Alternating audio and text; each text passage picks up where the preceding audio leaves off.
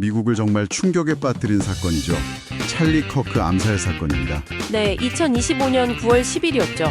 젊은 보수 논객으로 알려진 찰리 커크가 연설 중에 총에 맞아서 사망한 사건입니다. 네, 이게 그냥 단순한 비극적인 범죄, 이걸 넘어서요. 지금 미국 사회가 얼마나 이념적으로 극심하게 양극화되어 있는지, 그리고 이른바 정치적 폭력의 일상화, 이게 얼마나 위험한 수준에 와 있는지를 아주 극명하게 보여주는 좀 상징적인 사건이라고 할 수 있습니다.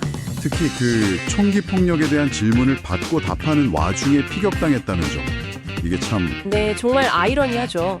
이 사건이 미국의 어떤 핵심적인 문제들하고 얼마나 깊이 얽혀 있는지를 그냥 단적으로 보여주는 대목입니다. 사건이 벌어진 곳은 유타밸리 대학교였고요. 네, 거기서 터닝포인트 USA라는 단체 행사가 있었어요. 그 행사에서 청중 질문에 답을 하고 있었는데 그때 네, 바로 그 중간에요. 총성이 딱 한 발 올렸고 그게 목 부근에 맞았다고 합니다. 그래서 바로 쓰러졌고 병원으로 옮겨졌지만 결국은 이제 트럼프 대통령이 직접 사망 소식을 발표하기까지 했죠. 맞습니다. 근데 그 범행 방식, 그러니까 딱 한 발로, 그리고 아마도 원거리에서 저격했을 거라는 추정 때문에 이게 단순 범죄가 아니라 뭔가 정치적인 동기가 있는 표적 암살 아니냐, 이런 분석이 바로 나왔던 거죠. 정치적 암살 가능성이라 정말 좀 무서운데요.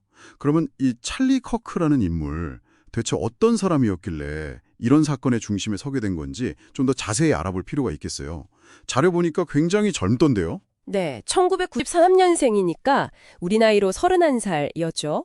굉장히 젊은 나이에 그 대학생 때부터 터닝포인트 USA라는 보수 성향의 비영리 단체를 만들어서요. 대학가를 중심으로 활동하면서 이름을 알렸습니다. 대학가 중심이었군요. 네, 특히 트럼프 전 대통령의 메가운동, 이걸 아주 열렬히 지지하는 핵심 인플루언서 중 한 명이었어요. 기후변화를 부정한다거나 2020년 대선이 조작됐다는 주장 같은 거요. 그러니까 미국 우파 진영의 목소리를 대변하는 그런 인물이었죠. 젊은 우파의 아이콘 같은 느낌이었네요. 그렇죠. 그런데 좀 흥미로운 점이 피격 직전에 한국을 방문했었다는 내용도 있더라고요. 이게 아시아 첫 방문지였다면서요. 네, 맞습니다. 그 한국의 젊은 세대들 사이에서 나타나는 어떤 보수화 현상, 여기에 좀 관심을 보였다, 이런 기록이 있어요. 그러니까 시선이 꼭 미국 안에만 머물러 있지는 않았다는 걸 좀 보여주는 대목이죠. 그렇군요. 그런데 사실 이 사건이 뭐랄까 갑자기 하늘에서 뚝 떨어진 건 아니잖아요. 최근 몇 년 사이에 미국에서 정치인들을 겨냥한 폭력 사건들이 계속 있었어요. 정확히 보셨습니다. 이게 고립된 사건이 아니에요. 그 2017년에는 공화당 하원의원이었던 스티브 스칼리스가 총격을 당했었고 2022년에는 당시 민주당 하원의장이던 낸시 펠로시의 남편이 자택에서 피습당하는 일도 있었죠. 맞아요. 그 사건도 충격적이었죠. 네, 그리고 심지어 2024년에는 트럼프 대통령 본인에 대한 총격 시도까지 있었으니까요. 이런 식으로 정치적인 폭력이 점점 더 빈번해지고 또 노골화되는 그런 위험한 흐름 속에서 이번 커크의 암살이 발생한 거다, 이렇게 봐야 합니다. 어쩌면 그 정점일 수도 있고요. 왜 이렇게까지 된 걸까요? 그 근본적인 원인이 있을 텐데요. 결국은 그 사회 균열이 너무 깊어졌다는 거죠. 정치적으로 견해가 다른 상대를 그냥 경쟁자로 보는 게 아니라 적이라고 여기는 문화, 이게 너무 퍼졌고요. 적으로 본다? 네. 그리고 총기 규제 문제나 선거 결과 같은 아주 첨예한 이슈들 있잖아요. 여기에 대한 대립이 너무 극단으로 치닫고 또 소위 문화전쟁이라고 부르는 거, 그러니까 가치관이나 정체성 문제로 서로 너무 심하게 갈등하는 거, 이런 전반적인 분위기가 폭력을 용인하거나 심지어 좀 부추기는 그런 토양이 된 게 아닌가 싶습니다. 그러네요. 여기서 또 하나 그 자료들을 보다 보니까 눈에 띄는 지점이 있었는데요. 그 언론이나 트럼프 캠프 쪽에서는 이 찰리 커크를 굉장히 영향력 있는 인물, 트럼프 재선의 공신 이런 식으로 묘사를 하던데 실제 학술 분석 같은 걸 보면 그의 정치적 파급력은 사실 그 정도는 아니었다, 이런 평가도 있더라고요. 이 차이는 어떻게 봐야 할까요? 네, 바로 그 지점입니다. 그 인식하고 현실 사이의 간극, 이게 이 사건을 이해하는 데 굉장히 중요해요. 그러니까 실제 영향력보다 더 큰 인물로 이렇게 그려졌기 때문에 그의 죽음은 진보 세력에게 희생당한 젊은 보수의 순교자, 뭐 이런 식의 아주 강력한 정치적인 서사를 만들어내기에 아주 좋은 재료가 되는 거죠. 아, 서사. 네, 객관적인 데이터나 분석보다는 어떤 감성, 상징 이런 것들이 훨씬 더 강하게 작동할 수 있는 그런 환경이라는 겁니다. 확실히 그럴 수 있겠네요. 트럼프 대통령의 반응도 그래서인지 굉장히 이례적이었어요. 그냥 정치활동가인데 위대하고 전설적인 인물 이렇게까지 칭송하고 또 정부 고위직도 아닌데 전국적으로 조기를 개항하라고 지시했잖아요. 이건 단순한 추모 그 이상으로 보이는데요. 그렇죠.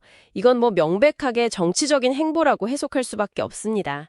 이 사건을 개인적인 비극을 넘어서는 어떤 국가적인 의제로 격성시키면서 지지층을 아주 강력하게 결집시키고 이걸 통해서 정치적인 동력을 얻으려는 그런 의도가 깔려 있다고 봐야겠죠?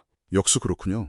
물론 뭐 바이든 전 대통령이나 낸시 펠로시 전 하원의장 같은 민주당 쪽 인사들도 폭력 자체는 규탄했습니다.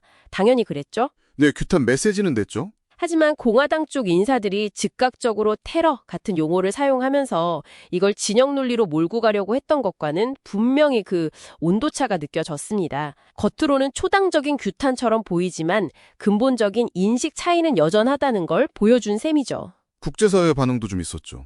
네, 영국이나 이스라엘, 이탈리아 같은 나라들에서도 애도를 표했는데요. 아무래도 미국 내의 이런 정치적 불안정이 국제 질서에 미칠 파장, 이런 걸 좀 우려하는 시선이 깔려 있다고 봐야 할 것 같습니다. 네, 오늘 저희는 찰리 코크 암살 사건이라는 이 비극적인 사건을 통해서 미국 사회의 어떤 깊은 분열, 그리고 정치적 폭력의 위험성 이런 것들을 좀 확인해 봤습니다. 트럼프 대통령의 파격적인 추모 방식부터 시작해서 양당의 그 미묘하게 다른 반응들, 또 국제사회의 우려까지 이 사건이 던지는 파장이 결코 작지 않다는 걸 알 수 있었습니다. 또 젊은 세대의 정치 참여 방식도 더 격렬한 진영 대결로 흘러갈 수도 있고요. 더 격화될 수 있다. 네, 그리고 커크의 그 순교자 이미지는 터닝 포인트 USA 같은 보수 운동에는 어떤 새로운 동력을 줄 수도 있겠죠. 여러 가지로 좀 걱정되는 지점들이 많습니다. 네, 정말 많은 생각을 하게 만드는 사건입니다. 마지막으로 오늘 이 이야기를 들으신 여러분께 이 질문을 한번 던져보면서 마무리할까 합니다. 한 개인의 어떻게 보면 비극적인 죽음이잖아요. 이것이 이렇게 강력한 정치적인 상징 그리고 이야기, 즉 서사로 만들어질 때 그것이 우리가 보는 객관적인 사실이나 데이터 분석을 넘어서서 현실 정치에 미치는 영향은 과연 어디까지일까요? 이 질문에 대해서 한 번쯤 깊이 생각해 보시면 좋겠습니다.